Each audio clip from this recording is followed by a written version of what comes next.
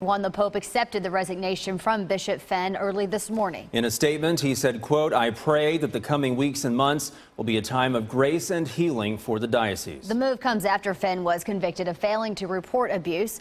In 2012, he admitted he waited several months before telling police about explicit pictures on the computer of Reverend Sean Radigan. Victims of other child abuse cases are hopeful about today's resignation. Yes, 41 Action News reporter Brenda Lise Gonzalez heard from them today, and she starts tonight's team coverage. Brenda Lise?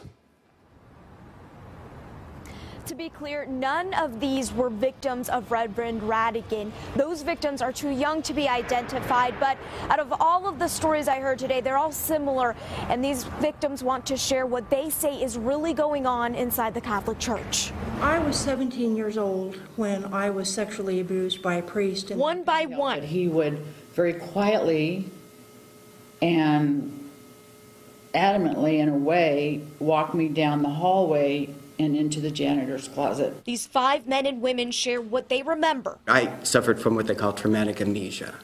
So I just blanked out everything. Of what in some cases are years of sexual abuse. I've had nightmares. I've had a lot of anxiety. In the place they thought they were the safest, their church. I don't want any more smoke and mirrors with the church. I want them to own up to their responsibilities to protect children and young people. They met after hearing about Bishop Finn's resignation. I truly regret and I'm sorry. In 2012, a judge sentenced Finn to 2 years unsupervised probation for failing to report suspected child abuse. Finn is the tip of the iceberg. Whether the resignation was by choice. For the first time in my understanding of the Catholic Church, the people's voices is having an impact.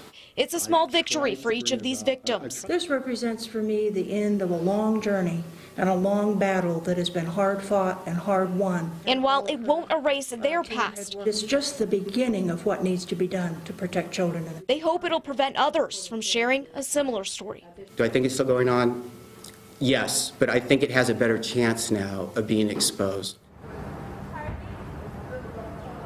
Between 2013 and 14, 8 cases of sexual abuse were reported within the church. At least 2 of those cases ended up with removing someone from public ministry. Reporting live in Kansas City, Brenda Lise Gonzalez, 41 Action News.